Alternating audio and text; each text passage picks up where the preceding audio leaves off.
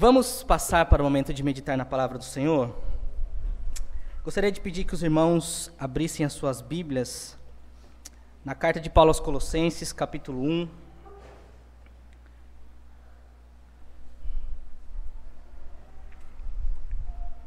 Colossenses, capítulo 1. Nós iremos ler do versículo 24 até o capítulo 2, versículo 5.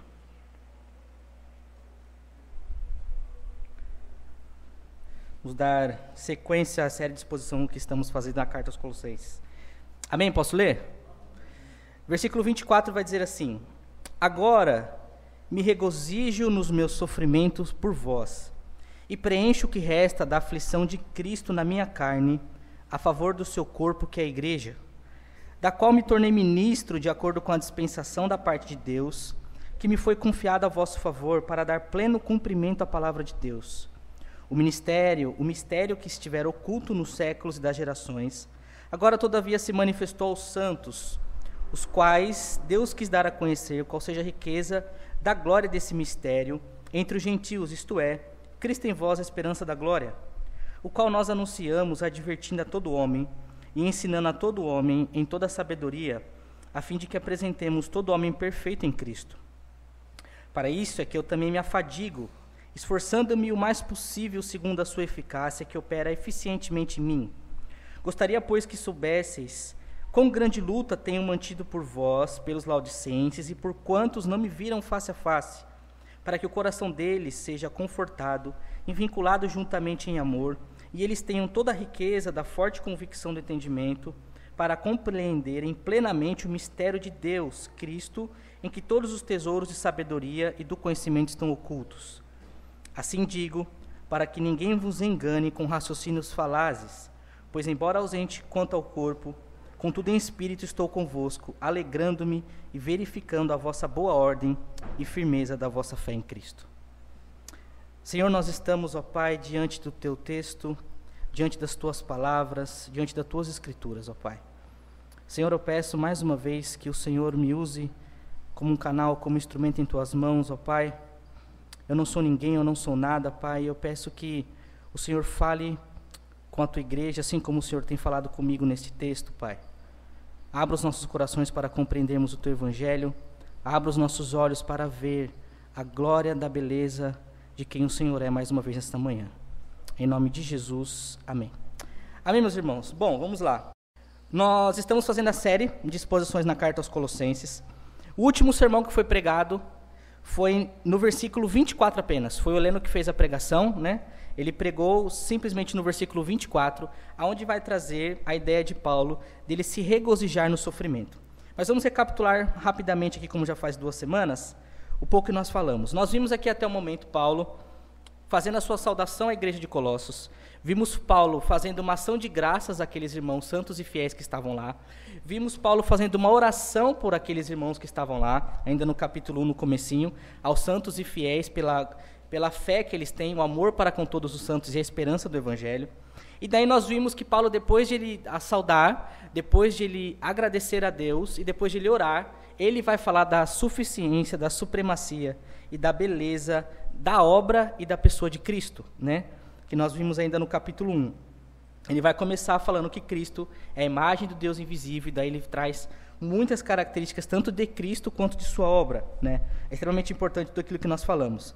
E daí, Paulo ele vai fazer isso justamente já com a ideia, depois da sua oração, em começar a combater a ideia filosófica dualista que aqueles irmãos, né, que aqueles homens estavam colocando na igreja, aquela ideia dualista, onde tudo que é matéria é má e tudo aquilo que é espírito é bom. Nós comentamos sobre isso. É por isso que muitos dos argumentos de Paulo, ele vai falar muito sobre o corpo, vai falar muito sobre a carne, vai falar muito sobre a matéria, porque ele quer trazer essa ideia, contra essa ideia, né, de que tudo aquilo que é matéria é má e tudo aquilo que é espírito é bom.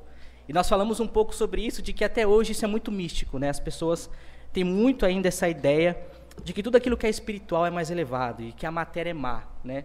Falamos o quanto isso é prejudicial para a vida cristã, o quanto isso influenciou na reforma protestante, os nossos irmãos que fizeram a reforma, justamente porque essa ideia de que a matéria é má ainda era muito viva, principalmente até no casamento, né? De que até o celibato é mais espiritual justamente porque não tem essa ideia de corpos, né? Nós falamos um pouco sobre isso. Então, Paulo, quando ele vai falar sobre a pessoa de Cristo, ele vai trazer muitos argumentos da pessoa de Cristo, começando dizendo que ele é a imagem de Deus, e tudo aquilo que Deus fez como corpo. Tanto que no versículo 22 que nós vimos, ele vai dizer que Cristo, né, nos reconciliou no corpo de sua carne. Então ele vai falar assim, olha, foi na carne de Cristo, mediante a sua morte, mais uma vez carne e morte, para apresentar-vos santos e inculpáveis diante de Deus. Então, Paulo vem trazer muito essa ideia sobre Cristo para tirar essa ideia filosófica que estava na igreja dualista. E daí, depois que ele faz essa apresentação de Cristo, então temos oração, ação de graças, a apresentação de Cristo. Agora nós vamos entrar de fato no corpo da carta, que é onde Paulo vai começar a argumentar e doutrinar a igreja, que começa no versículo 24. E essa sessão que Paulo vai fazer, ela vai do versículo 24 até o versículo 5 do capítulo 2, que foi o que nós lemos. Então toda essa sessão é a primeira sessão que Paulo vai fazer no corpo da carta, falando sobre doutrinando a igreja. E daí ele vai mudar um pouco o foco aqui. O sermão hoje, né, ele é para aqueles que gostam de um mistério, né, é o que Paulo vai tratar nessa perícope aqui. Ele vai tratar do mistério. Aqueles irmãos que gostam de mistério estão no lugar certo hoje, que nós vamos falar de mistério. Vocês viram que ele fala várias vezes aqui. E ele vai do versículo 24 até o versículo 5 do capítulo 2. Ele fecha essa ideia. Paulo agora ele vai fazer 8 sessões dessas até o final de sua carta. Essa é a primeira sessão. Nós iremos falar dela hoje. Eu acho que não vamos conseguir fazer inteira, mas nós conseguimos dentro dessa primeira sessão, que é do versículo 24 do capítulo 1 ao versículo 2 do capítulo 5. No versículo 29, ali nós podemos parar com uma perícope e começar o capítulo 2 em outra. Como a Bíblia de vocês aí, a nossa Bíblia fez. Mas não tirem isso de mente. O argumento de Paulo, ele vem seguindo na mesma ideia, tanto que quando termina o versículo 29, dizendo que ele se afadiga, no versículo 21, no capítulo 2, no versículo 1, ele vai trazer a mesma ideia, mas vai aprofundar. Então, às vezes, os versículos e capítulos acabam confundindo um pouco, mas é a mesma ideia de Paulo, tá? Vamos seguir aqui. Então, foi isso que Paulo fez. No versículo 24, eu só vou passar um pouco por cima, porque o Heleno já pregou.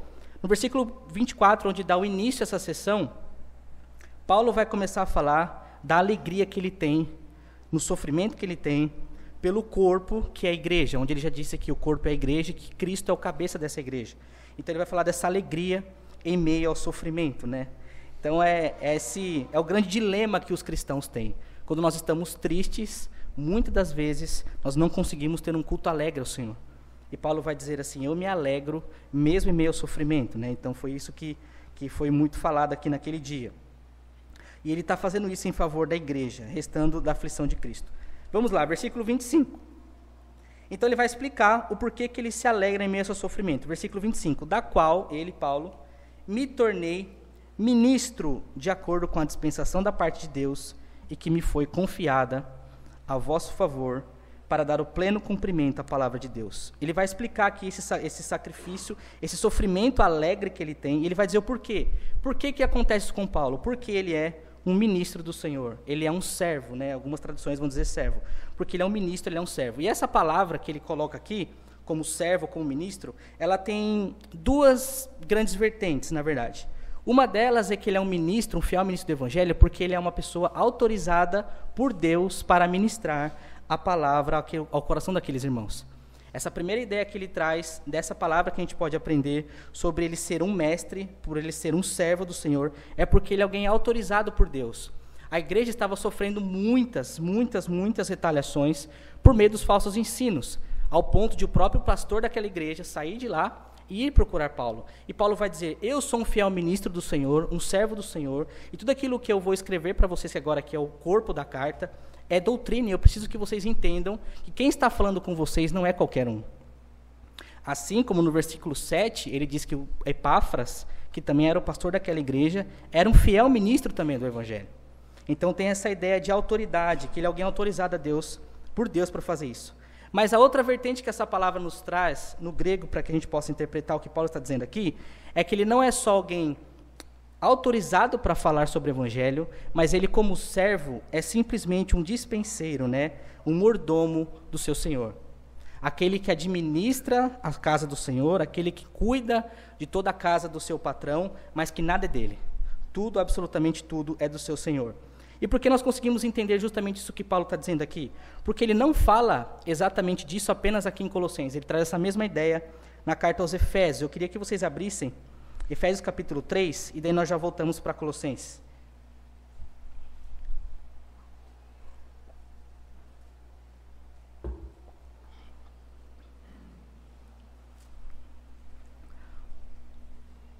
Vocês se lembram que eu disse que é maravilhoso nós entendermos o contexto das cartas, o contexto de tudo que estava acontecendo de pano de fundo? Porque quando Paulo escreve aos Efésios, Paulo também estava preso nessa mesma situação. Vocês se lembram? São 4 cartas que Paulo escreve quando estava preso em Roma. Filemão, que nós já fizemos a exposição, Colossenses, Efésios e Filipenses. São 4 cartas que Paulo escreve nessa mesma situação que ele está preso. Ele ficou mais de 2 anos em casa ali. E ele escreve essas 4 cartas dessa mesma situação que ele está preso. Então, é muito interessante nós vermos ele tratando muitos pontos iguais nas 4 cartas. E aqui, Paulo, aos Efésios, no capítulo 3, olha o que ele vai dizer. Efésios, capítulo 3, versículo 1. Por esta causa eu, Paulo, sou prisioneiro de Cristo, está vendo? Ele está preso. Sou prisioneiro de Cristo por amor de vós. Então já não é só Colossenses, então já não é só Filemão, Efésios também está aqui, né? Então, por amor de vós, gentios, se é que tendes ouvido a respeito da dispensação, a mesma palavra que ele usou em Colossenses, a dispensação da graça de Deus, que a mim foi confiada para vós outros. Então existe um ministério que foi confiado a Deus, a ele, né, por Deus, para aquela igreja. Pois segundo uma revelação, me foi dado, então a Paulo, a revelação que Deus deu a Paulo, foi-me dado a conhecer o mistério. Então Paulo conhece o mistério aqui, o Paulo é do mistério, ele conhece. Conhecer o mistério, conforme escrevi há pouco, resumidamente. Ou seja, foi confiado a Paulo um mistério que ele escreveu, resumidamente, agora há pouco. O agora há pouco aqui, vocês vão ler na casa de vocês, Efésios capítulo 2. Aquilo que Paulo, o mistério que Paulo foi revelado a ele disse aqui, ó, escrevi agora há pouco resumidamente. Se vocês lerem Efésios capítulo 2, a partir do versículo 11, vocês vão ver que é muito parecido com o que ele está dizendo em Colossenses sobre a obra de Cristo, tá? Aí vocês podem ler na casa de vocês. Mas olha o que ele vai dizer agora no versículo 8. Então no versículo 3 ele trouxe essa ideia de ele ser alguém autorizado por Deus, porque foi confiado a ele esse mistério. No versículo 8, a mim, ainda no capítulo 3, a mim, o menor de todos os santos, me foi dado esta graça de pregar aos gentios o evangelho das insondáveis riquezas de Cristo e manifestar qual seja a dispensação do mistério desde os séculos ocultos em Deus, que criou todas as coisas, para que pela igreja a multiforme sabedoria de Deus se torne conhecida agora dos principados e potestades nos lugares celestiais. Então ele vem trazer no versículo 8 agora essa ideia, ele ainda como ministro, mas ele vai dizer aqui, o menor de todos os santos, aquele que só administra esse grande mistério que foi dado a ele, que é o que ele vai dizer no versículo 9, que estava oculto em Deus nos séculos passados, mas que agora foi revelado.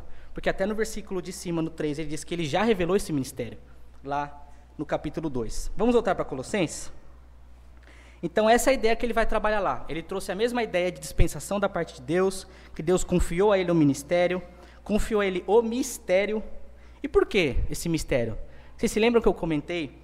Aqueles homens na igreja de Colossos, como muitos fazem hoje em dia, eu tenho um mistério da parte de Deus, eu tenho algo revelado da parte de Deus, Deus me revelou algo aqui, e que vocês ainda não viram. É algo que estava oculto, mas Deus, obviamente, por ele ser alguém espiritual, Deus revelou a mim, e eu tenho algo da parte de Deus para vocês. Os irmãos do mistério, que gostam bastante. E esse mistério estava oculto, isso acontecia lá. E Deus estava dando o privilégio para algum daqueles que eram mais santos, esse mistério para doutrinar a igreja. E Paulo vai trabalhar isso em Efésios e vai trabalhar isso em Colossenses. Paulo vai usar essa mesma palavra que eles usam lá, o mistério, o mistério, o mistério.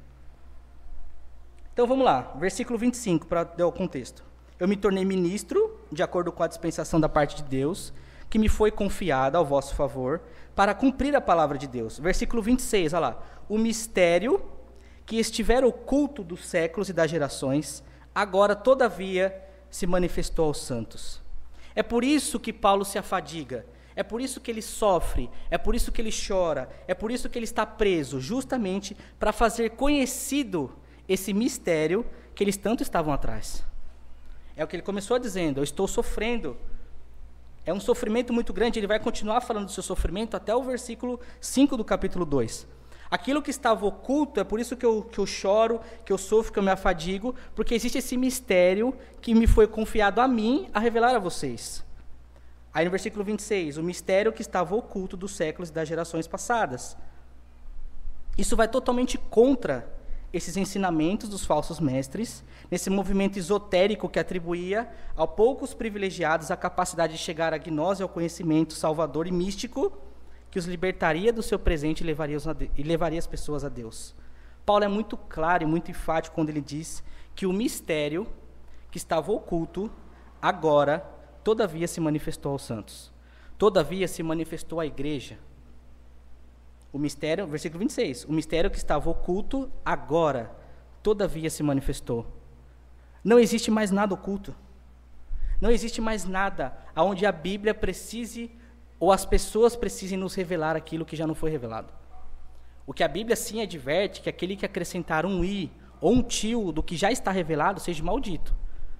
E ainda que um anjo, nós não estamos falando de ser humano, ainda que um anjo, que é o que vai dizer em Gálatas, venha do céu com uma nova revelação, seja maldito, porque já está revelado. O mistério que estava oculto no passado, nas gerações passadas, que é a mesma ideia que ele traz lá em Filipenses, agora se manifestou, e ele é o ministro da proclamação desse mistério. Não há mais nada que precisa ser revelado a nós. As reuniões cristãs, elas precisam e devem ser públicas. Públicas. É uma mensagem clara, é uma mensagem definida, é uma mensagem de evangelização e divulgada ao mundo inteiro, sem pegadinha, sem mistério, sem revelação, sem ocultismo, sem misticismo. O evangelho já está revelado. Só que qual que é o grande problema que aqueles homens tinham e que muitas vezes nós temos nas nossas igrejas atuais? Esse mistério que nós já vamos revelar o que é, que Paulo vai explicar o que é, esse mistério que foi revelado a ele, não é tão atraente. Essa ideia de que eu tenho mais espiritualidade, Deus fala comigo, além das Escrituras, chama mais atenção. É espiritual, se lembram? Tudo que é espiritual é melhor. E daí quando a pessoa fala, eu estou falando em nome de Deus, Deus me disse, aquelas pessoas que julgariam, aquelas pessoas que teriam algum problema com aquela profecia, com aquele mistério, reduzem quase pela metade, porque daí, nossa, ele está falando em nome de Deus, ele não ia brincar com Deus. E as pessoas aceitam, simplesmente porque é um mistério que dizem que foi revelado da parte de Deus. Mas Paulo está deixando muito claro aqui, como disse em Filipenses, o mistério estava oculto, mas eu sou um ministro do Evangelho e é por isso que eu me afadigo, que eu choro, que eu estou preso, para vos fazer revelar esse mistério. Então, qual é esse mistério? Onde não tem pegadinhas, onde não tem revelação, onde não tem ocultismo. Versículo 27. Vamos lá, versículo 26. O mistério que estava oculto dos séculos, das gerações, agora se manifestou aos santos. Vocês já sabem, já foi manifestado a vocês, já foi pregado a vocês. Versículo 27. Aos quais Deus Pai, quis dar a conhecer qual seja a riqueza da glória desse mistério. Foi da vontade de Deus, Pai, que as pessoas conhecessem essa riqueza, dessa glória, dessa majestade, desse mistério. Assim como ele vai dizer no versículo 19, porque aprove a Deus, aqui ele está dizendo a mesma coisa. Assim, Deus quis dar a conhecer. Deus Pai Todo-Poderoso quis que a humanidade conhecesse a riqueza da glória desse mistério. Não é nada oculto, irmãos, de verdade. Eu sei que é muito bonito, eu sei que é muito difícil, porque as pessoas falam em nome de Deus, mas não existe absolutamente nada em que as Escrituras já não tenham nos ensinado. E daí ele vai dizer qual é esse mistério. Então, Deus quis dar a conhecer a riqueza da glória desse grande mistério, que eles estavam tanto atrás nessa espécie de ocultismo, para descobrir qual era a vontade de Deus através do misticismo. E ele vai dizer, versículo 27, Deus quis dar a conhecer qual seja a riqueza da glória desse mistério entre os gentios, isto é, olha, ele vai dizer, então ele vai explicar o que é, isto é, o que está aí? Cristo. O mistério que estava oculto entre os gentios, isto é, Cristo. Cristo. Esse é o mistério que estava oculto entre os gentios nas gerações passadas, mas que agora foi revelado aos santos, à igreja. Em Hebreus capítulo 1, versículo 1 vai dizer que, havendo Deus outrora falado de muitas das vezes, de muitas maneiras, aos pais pelos profetas, nesses últimos dias nos falou pelo Filho, a quem constituiu o herdeiro de todas as coisas, pelo qual também fez o universo. Ele é o resplendor da glória e a expressão exata do seu ser, sustentando todas as coisas pela palavra de seu poder, depois de ter feito a purificação dos pecados, assentou-se à direita de majestade nas alturas. Hebreus 1, do 1 ao 3. No Antigo Testamento, as pessoas não tinham uma visão clara de quem era o Messias. É por isso que estava oculto, é por isso que era um mistério. O Messias, ele já foi profetizado em Gênesis 3, que viria o Salvador do mundo e pisaria na cabeça da serpente. E depois Deus separa um povo, e Deus faz uma aliança com Abraão, Deus faz uma aliança com Jacó, Deus faz uma aliança com Davi, e daí saem as 12 tribos, e da tribo de Judá vai vir o Messias. Mas tudo isso eram sombras das coisas de Cristo que estava vindo. Não era claro. Esse ocultismo de que eles ainda não estavam claro, não é que eles não sabiam absolutamente nada do que ia acontecer, é que eles não sabiam quem era a pessoa, de onde viria. Mas nós temos muitos textos, já no Antigo Testamento, messiânicos. Eles criam no Messias que haveria de vir. E nós cremos no Messias que já veio. Sempre foi pela graça. E sempre houve Cristo na história. Só que Deus se revelou na história progressivamente. E depois que vem os apóstolos e Cristo vem e se fecha o cano, acabou. A última revelação que precisaria estar ao nosso respeito sobre o Evangelho, sobre Cristo, sobre sua pessoa e sobre como nós devemos viver, está nas Escrituras. Ou nós somos só a Escritura ou não somos. Não existe mistério, não existe pegadinha, não existe ocultismo. Imagine, irmãos, Deus veio ao mundo para salvar os homens. E depois que ele se revela aos homens, ele fica de pegadinha, falando para um ou outro algumas coisas que ele não falou para ninguém,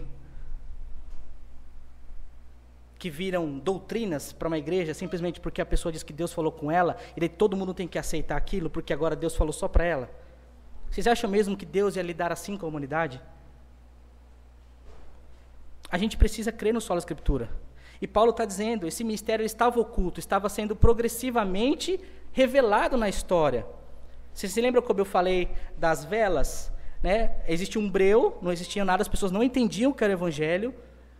As Escrituras começam a aparecer, os profetas começam a aparecer, eles começam a acender algumas velas do que está acontecendo. E daí você enxerga, mas você enxerga mais ou menos, você não entende muito bem, não é muito claro ainda. Mas Cristo, quando ele vem, ele é como o sol do meio-dia. E todo o Antigo Testamento faz todo sentido. Toda a lei faz todo sentido se olharmos a partir de Cristo. Todos os utensílios que Hebreus vai trabalhar na sua carta, faz todo sentido na pessoa de Cristo. Os sacrifícios, a Páscoa, o dia da expiação, faz todo sentido, porque tudo apontava para esse Cristo que estava vindo. E daí Paulo vai dizer no versículo 27, Deus quis dar a conhecer a vocês a riqueza dessa glória, desse mistério entre vós, entre os gentios, isto é, Cristo.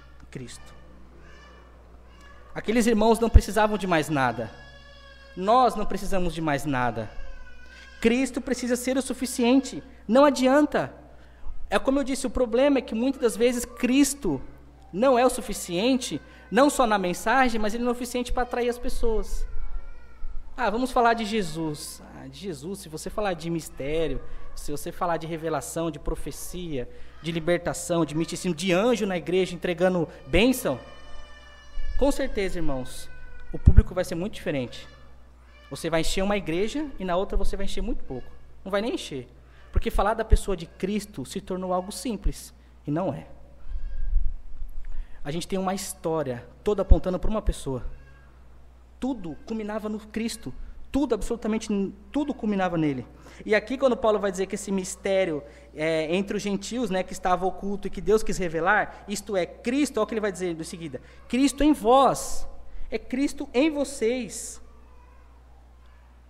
Não é simplesmente a pessoa, mas é Deus em vocês. Cristo habita no seu povo. E vocês não precisam de mais nada.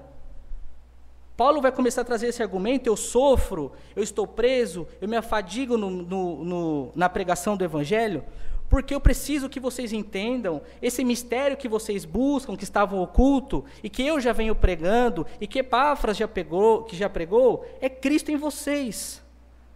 É Cristo em vós. Tem uma música que eu cantava bastante no passado, que ela diz, do Fernandinho, que ela diz que Deus tem o melhor para mim. Né? Quem cantava aí? Levanta a mão. Assim. Deus tem o melhor para mim. Olha que coisa maravilhosa. E daí as pessoas choram. Deus tem o melhor para mim. E o que perdido foi, não se compara com o que há de vir. E as pessoas choram. Porque as pessoas estão condicionadas a dizer que Deus tem o melhor para elas. E esse melhor para elas, sabe o que é? É bênção. É um cargo melhor na empresa. É talvez a cura de uma doença. Deixa eu falar uma coisa para vocês. O melhor de Deus já veio. É isso que Paulo está dizendo aqui. O melhor de Deus já veio para a humanidade. Cristo, ele vai dizer, aquele que tem a riqueza da glória do Pai, que expressa a imagem do seu ser, que por ele foram criadas todas as coisas, nos céus, na terra e debaixo da terra, onde tudo nele subsiste, porque ele é antes que todas as coisas. Ele é o princípio, o primogênito de entre os mortos, para que nele residisse toda a plenitude. Deus já enviou esse ser ao mundo. Nós já temos o melhor de Deus nessa terra, que é Cristo. Porque nada do que nós possamos ter de bênçãos, de prosperidade, de cura, de restituição, nada deve se comparar com o Filho.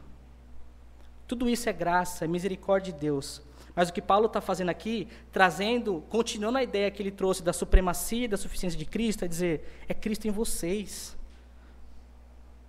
Vocês percebem como agora faz sentido a alegria na tristeza? Porque você só consegue estar alegre na tristeza se o seu condicionamento de vida não está nas circunstâncias. Aí faz sentido. Quando você tem a sua vida em Cristo, mesmo que você passe por problemas, você consegue ter um coração grato a Ele. Eu não estou dizendo que nós não temos problemas. Eu não estou dizendo que nós não devemos orar a Deus pelos nossos problemas. Nós vamos falar disso na semana que vem. Mas o fato é, se nós temos Cristo em nós, não importa. O que nós viveremos na eternidade, nós já conseguimos viver aqui. Porque Cristo estará lá e Cristo já está aqui em nós. A nossa vida não deve ser condicionada às circunstâncias. E Paulo está gritando aqui nesse versículo, dizendo, não voltem. Não voltem para o lodo. Não voltem para o vômito de onde Deus os tirou. Ele vos libertou do império das trevas. Ele já os purificou com seu sangue. Parem de voltar. Parem de querer retroceder. Vocês já têm Cristo, vocês não precisam de mais nada. E tem mais, é Cristo, Cristo em vós, a esperança da glória. No versículo 27. Olha que interessante, irmãos. Voltem aí, no versículo 5. Paulo vai usar essa palavra esperança pela terceira vez. E essa é a terceira vez que ele vai usar a palavra esperança. Olha o que ele diz no versículo 5.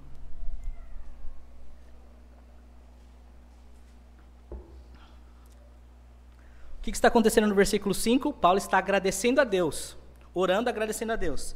Ele vai orar, eu oro, pela fé e pelo amor daqueles irmãos, versículo 5, por causa da esperança que vos está preservada nos céus, da qual ouviram a palavra da verdade do Evangelho. Colossenses 1, versículo 5. Guardem isso daí. A esperança que já foi pregada a vocês. E Paulo está agradecendo a Deus por essa esperança. Versículo 23. Ainda do capítulo 1. Se é que vocês permanecem na fé, porque agora ele vai advertir aqueles irmãos, firmes, alicerçados e firmes, não vos deixando afastar da esperança, do evangelho que ouviu e que foi pregado. Então nós temos aqui, primeiramente, Paulo dizendo, agradecendo a Deus por a esperança que eles têm, depois advertindo eles, olha, não fujam dessa esperança que foi pregada, como no versículo 5, aí no versículo 27 ele traz, porque em Cristo em vocês, Ele é a esperança da glória. Perceba que a nossa esperança da glória, irmãos, não é uma promessa vazia, a nossa esperança é uma pessoa. A esperança da glória é Cristo. Não é uma promessa. Por isso que Paulo primeiro agradece, porque foi pregada essa esperança. Foi pregado quem? Cristo. E ele vai dizer, não se afastem no versículo 23 dessa esperança de quem? De Cristo que foi pregada a eles, que vocês ouviram que foi pregado. Aí no versículo 27 ele traz a luz dessa esperança, que é Cristo em vós. Retroceder é negar o Filho. Voltar às práticas é negar o Filho. Isso é maravilhoso porque a nossa esperança, por que nós temos certeza da salvação? Porque temos essa fé de que estaremos com o Senhor um dia. Porque não é uma promessa simplesmente, é uma pessoa. A nossa esperança não é vazia porque é Cristo, a esperança da nossa glória. Nós só temos descanso por conta dele. Ele é o nosso descanso. É por isso que quando nós entendemos isso, nós já vivemos aqui, descansando no Senhor. A nossa vida aqui deve refletir como nós viveríamos nos céus. Eu lembro de no último sermão que eu preguei, antes do Heleno, citar John Piper, que ele vai dizer, e se Cristo não estivesse no céu? Você iria para lá? Se fôssemos tentados a dizer assim, olha, você vai ter todas as regalias dos céus, você não vai morrer, você não vai ter pecado, aquele céu que você imagina na cabeça que será um dia, que nós idealizamos, é tudo isso, mas Cristo não está lá, tá? Não tem pecado, não tem choro, não tem morte, não tem dor, é eternidade, mas o Filho não está lá. Muitos de nós aceitaremos essa proposta, porque Cristo já não é importante aqui. Se ele já não é importante aqui, não vai fazer sentido lá, porque só faz sentido o céu. O Piper vai dizer, a nossa esperança da glória, nós nos alegramos aqui, queremos no céu, não porque o céu é um lugar bonito, não porque lá é a eternidade, mas nos alegramos porque ele estará lá, porque nós estaremos diante do Filho. E é o que Paulo está dizendo aqui, Cristo está em vós, ele é a esperança da glória. Não voltem, não voltem. Estava conversando com um amigo essa semana, e ele tem passado por muitas perseguições familiares, né, por ter se convertido ao Evangelho, ao ponto de a própria família dizer, você não é meu filho. E, irmãos, de verdade, não tem coisa mais maravilhosa do que você ouvir um testemunho dele dizer assim, mesmo que isso aconteça, eu não negarei a minha fé. Sabe por quê, irmãos? Porque o que os irmãos passam hoje, que parece que não passam, mas passam, essa perseguição por entenderem a Cristo e o Evangelho, esse mistério que estava oculto, mas que agora foi revelado no coração de vocês.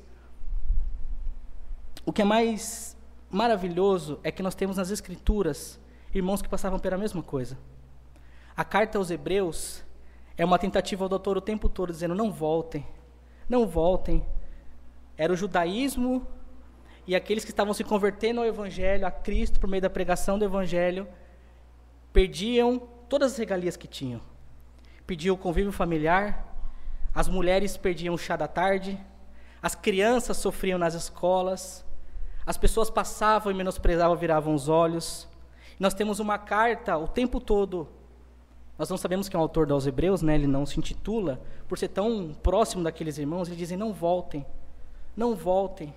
Cristo é tudo, ele é suficiente, ele é maior que Moisés, ele é maior que a lei, ele é maior que os anjos. É o que Paulo está dizendo aqui para eles, porque essa filosofia, essa ideia gnóstica, essa ideia de que existe um mistério oculto e que Cristo não é o suficiente, Paulo está dizendo, pelo amor de Deus, parem. Cristo em vós é o mistério da glória. É por isso que eu estou preso, é por isso que eu me afadigo, é por isso que eu choro. É por isso que eu estou há pelo menos 4 anos, Paulo ficou sem ver a rua aqui, nessa prisão domiciliar. Porque me foi confiado esse mistério de pregar a vocês, Cristo em vós, a esperança da glória. Não retrocedam, irmãos. Eu sei que é difícil, uns passam mais perseguições do que os outros, mas se agarrem no Filho. Ele é tudo em vós. Por mais que isso seja difícil. Se voltem para esse texto e chorem diante do Senhor e coloquem seu coração diante do Senhor. Se há alguém que tem sofrido perseguição de fato por seguir o Evangelho, a gente se esquece disso, a gente acha que perseguição é só o que acontecia no Antigo Testamento. Mas essa perseguição familiar dói muito. E eu vi esse amigo meu chorando. E foi maravilhoso conversar com ele e ver que, mesmo em meio ao sofrimento, ele tem tido alegria no Senhor de saber que ele fez a coisa certa. A esperança que está reservada nos céus, ao evangelho que foi pregado, é Cristo em vós, a esperança da glória. Aí no versículo 28, Paulo vai agora dizer o que ele faz com esse mistério.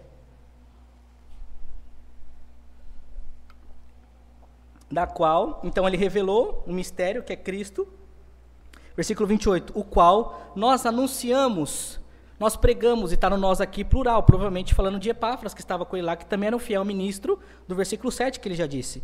A qual nós anunciamos o quê? Cristo, advertindo a todo homem e ensinando a todo homem em sabedoria, a fim de que apresentemos a todo homem perfeito em Cristo. Ele está dizendo tanto dele quanto Epáfras, muito provavelmente aqui, mas ele está dizendo, tudo isso eu tenho feito, anunciando, advertindo, ensinando com sabedoria, todos aqueles que vêm adiante de mim.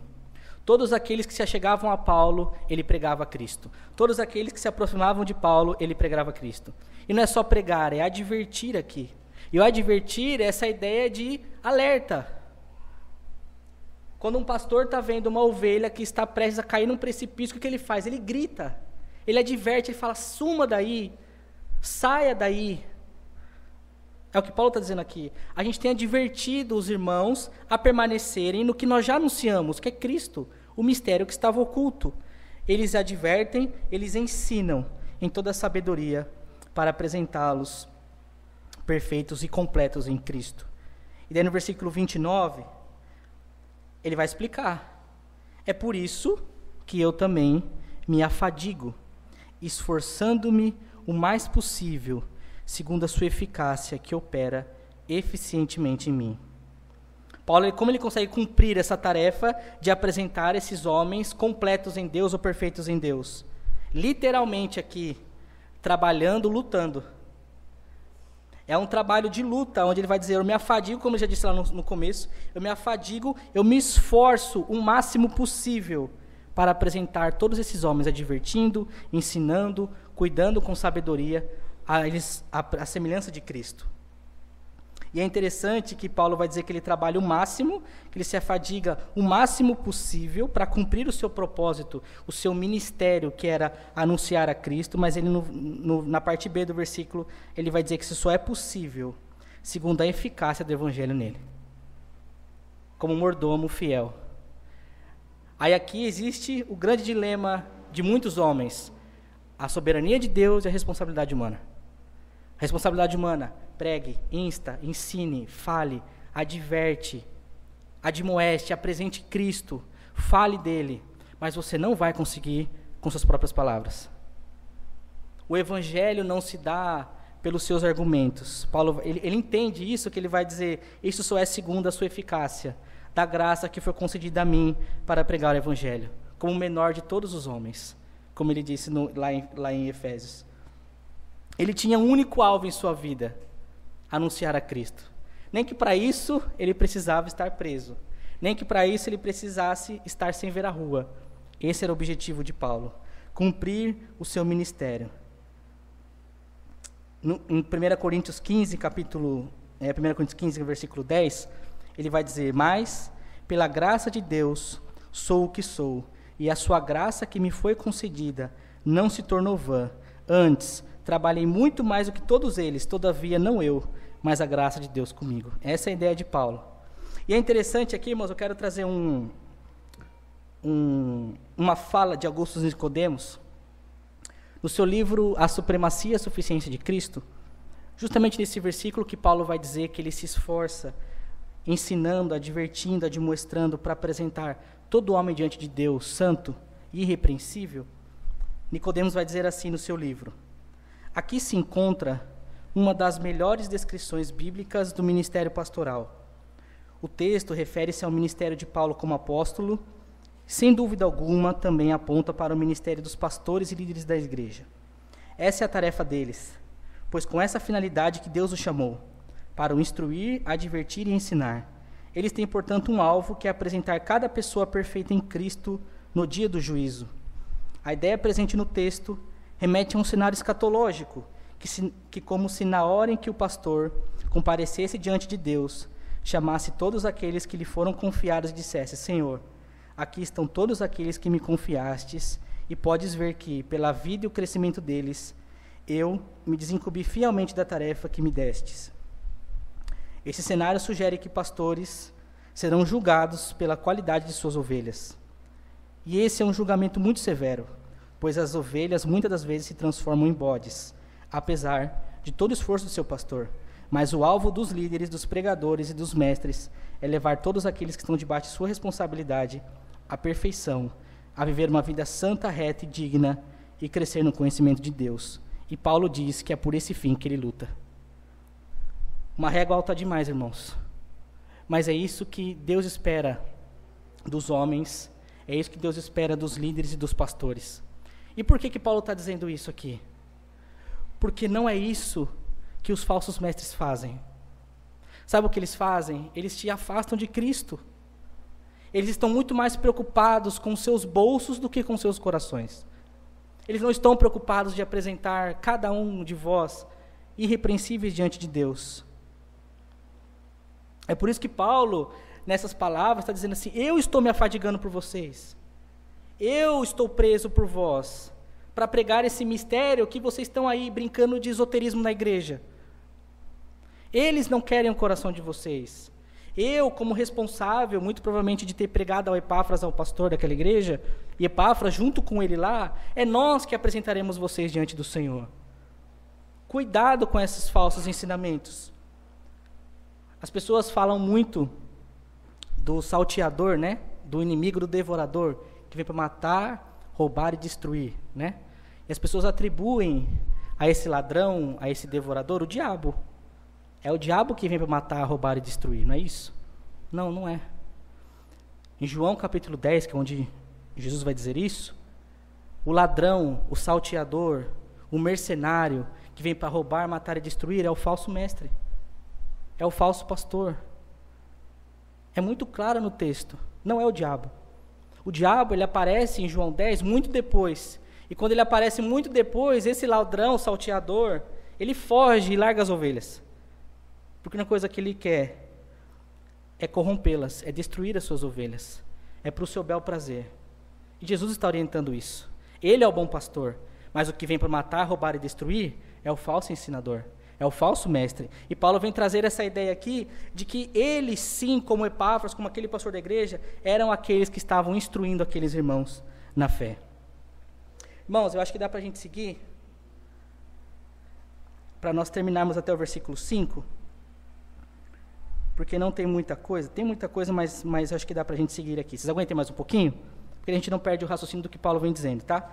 Então ele termina o versículo 29 do capítulo 1, dizendo justamente isso: é por isso que eu me afadigo, é por isso que eu me esforço o mais possível, segundo a sua eficácia que opera em mim. Aí no versículo 2, agora do capítulo 1, vê que ele continua seguindo a mesma ideia.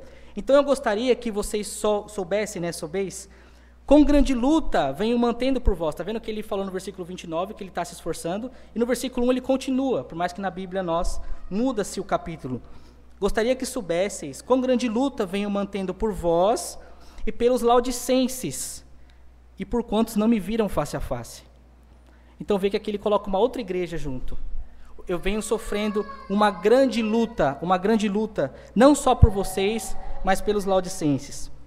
Paulo ele vai intensificar a sua fala, dizendo que ele tem sofrido por esses irmãos. Muito provavelmente, irmãos, Paulo escreveu uma carta à igreja de Laodiceia, mas nós não temos essa carta nas Escrituras. Se vocês forem um pouquinho mais para frente, em Colossenses mesmo no capítulo 4, vão ali no capítulo 4, no versículo 16.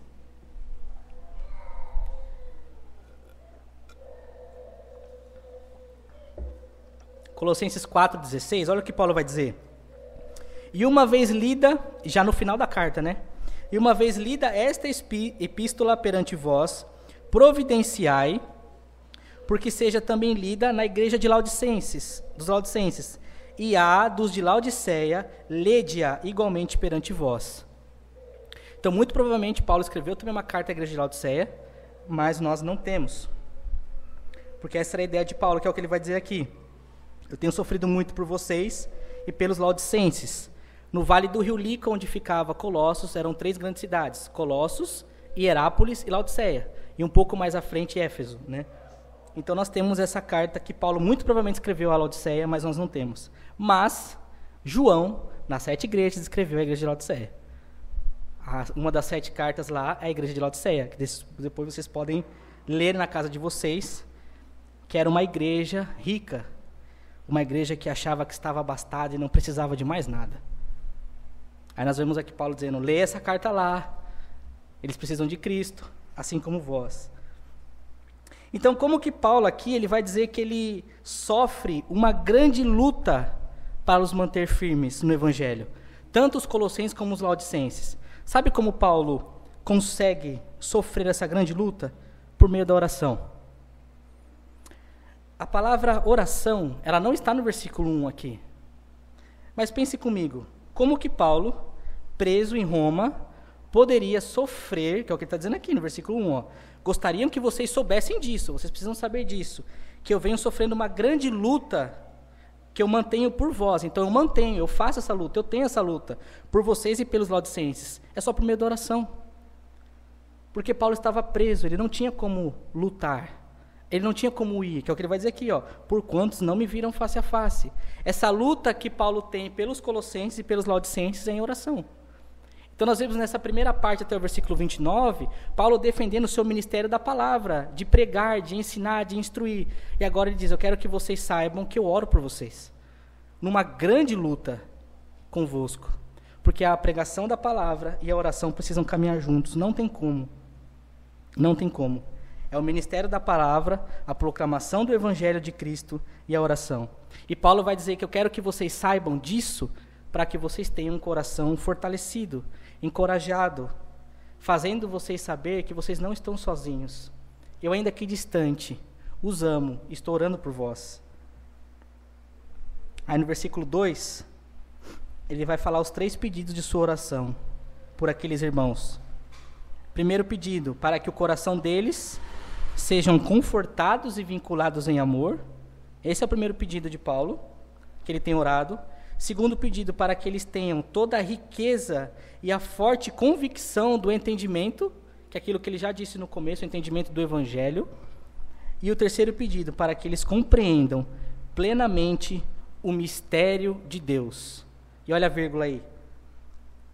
Para compreenderem plenamente o mistério de Deus, vírgula, Cristo. É isso que ele ora, para que eles tenham um coração vinculado em amor, a forte convicção da fé e o comprometimento e o entendimento perfeito do mistério de Deus, Cristo. Mais uma vez, em que todos os tesouros de sabedoria e do conhecimento estão ocultos ou guardados. Nós só saciamos a nossa sede pelo conhecimento do Filho. Não tem outra escapatória, irmãos. Cristo precisa ser suficiente em nossa vida, e esse era o foco de Paulo, era o centro de tudo. Eu prego, mas eu oro, para que vocês tenham sabedoria e conheçam e sejam fortalecidos no ministério de Deus, Cristo.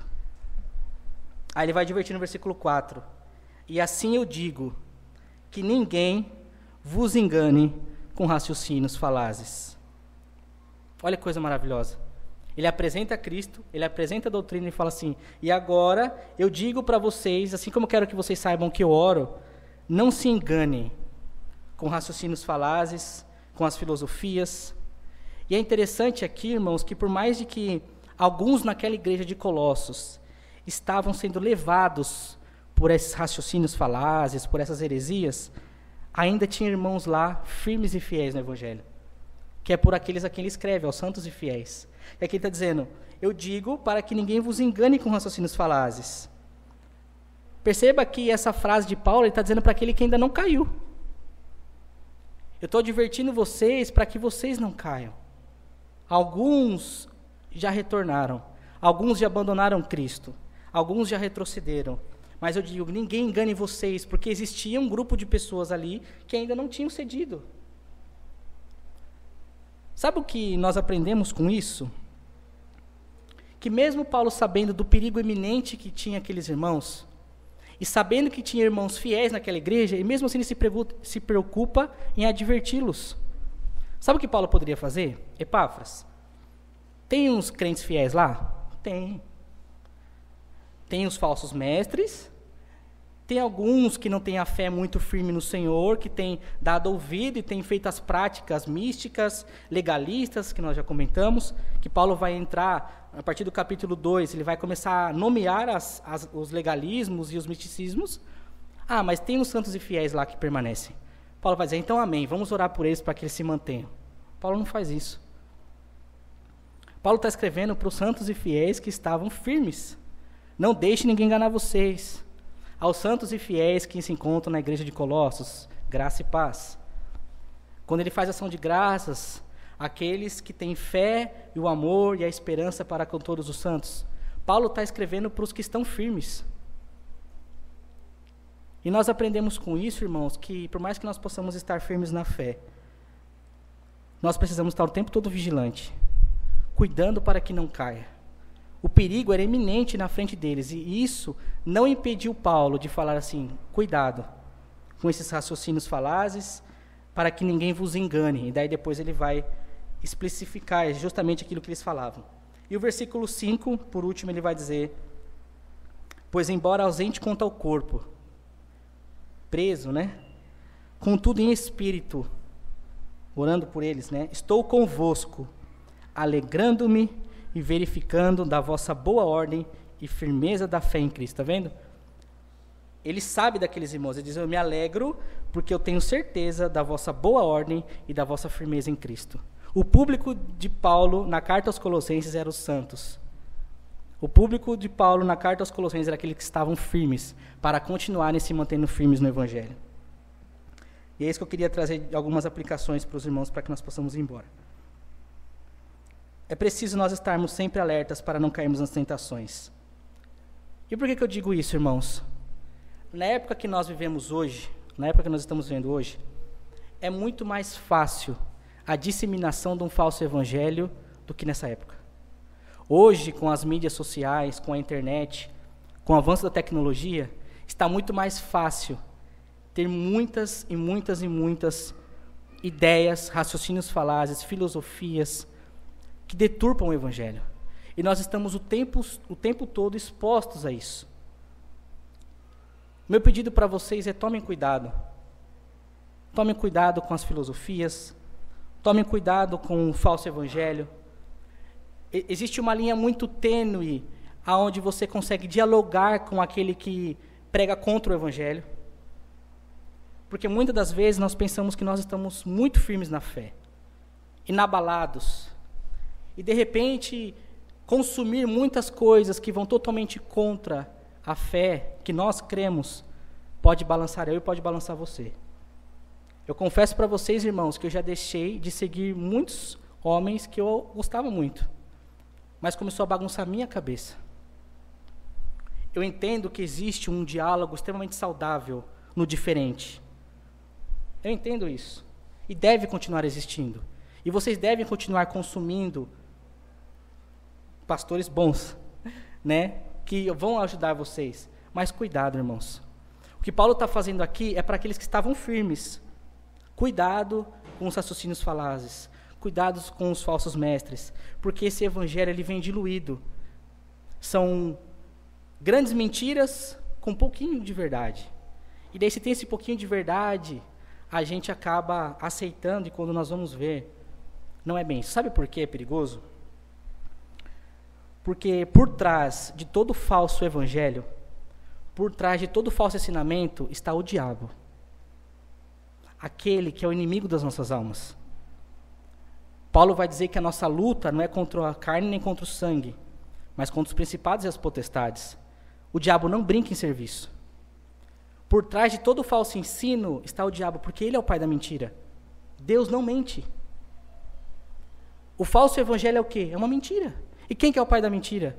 Então existe um caminho muito difícil, uma linha muito tênue, que eu queria aplicar no coração de vocês. Cuidado com o que vocês veem, com o que vocês consomem, com o que vocês assistem, com o que vocês compartilham, com o que vocês, de certa forma, consomem de fato. Cuidado, porque os tempos não são bons.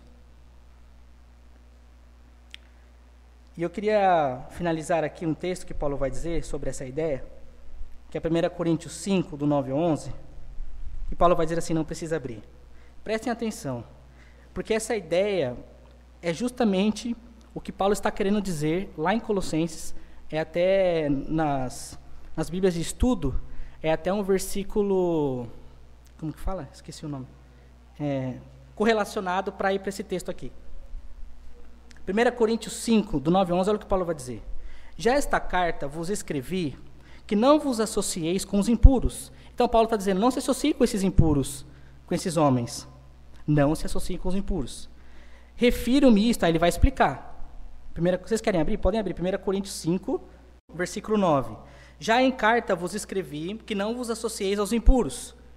Refiro-me isto, olha o que ele está dizendo, não propriamente aos impuros deste mundo, ou os avarentos, ou os roubadores, ou os idólatras, pois neste caso tereis que sair do mundo. Aqui Paulo está dizendo dos ímpios. Mas agora vos escrevo que não vos associeis com alguém que, dizendo ser irmão, for impuro, for avarento, ou idólatra, ou maldizente, ou beberrão, ou roubador, com esse tal, nem ainda com mais. Qual que é a ideia de Paulo aqui? Percebe que Paulo parece que tem menos problema com os ímpios do que com os crentes. Paulo está dizendo assim, eu não quero que vocês se associem aos impuros, mas não é do mundo. Não são os impuros do mundo, os avarentos, os roubadores, os idólatras. Sabe por que ele está dizendo? Porque isso vocês teriam que sair do mundo. Não é deles que Paulo está dizendo. Sabe por que Paulo não tem problema com os ímpios? Porque os ímpios não fingem. Os ímpios são ímpios. E você sabe que são ímpios. Eles deixam claro. O problema de Paulo aqui ao Coríntios é, os impuros que eu quero dizer, não é os do mundo, não são os ímpios que não conhecem a Jesus. São aqueles que se dizem irmãos e são impuros. Aqueles que se dizem que são irmãos, mas são idólatras. Aqueles que dizem que são irmãos, mas são maldizentes. Aqueles que dizem que são irmãos, mas são beberrões. Aqueles que dizem irmãos, mas são roubadores. Veja o problema de Paulo aqui. É o que estava acontecendo na igreja de Colossos. Os irmãos, os mestres, com filosofia, dizendo assim, olha, não é bem assim, o evangelho é isso daqui, Deus me revelou, existe um mistério oculto. Cuidado, meus irmãos. Não temos como sair do mundo. Nós conviveremos com ímpios. Mas o que diz respeito aos que são irmãos na fé, que se dizem que creem no Senhor, tomem cuidado. Porque, como Paulo vai dizer aqui, nesses raciocínios falazes, eles podem balançar a nossa fé. E nós precisamos estar o tempo todo alicerçados em Cristo, sendo Ele o único e suficiente Senhor das nossas vidas. Se voltem para o Evangelho, se debrucem no Evangelho, percam tempo, não percam tempo, mas dediquem o tempo de vocês em boa teologia, em bons vídeos, em bons pastores, em bons materiais. Fujam de discussões filosóficas, porque isso, na verdade, pode nos enredar de questões que muitas das vezes podem nos prejudicar. Eu gosto muito de discussão, gosto muito de ter os dos contras, eu gosto. Eu acho que é uma discussão saudável, mas existe uma linha muito tênue, onde você precisa realmente focar mais no Senhor. Amém? Vamos orar.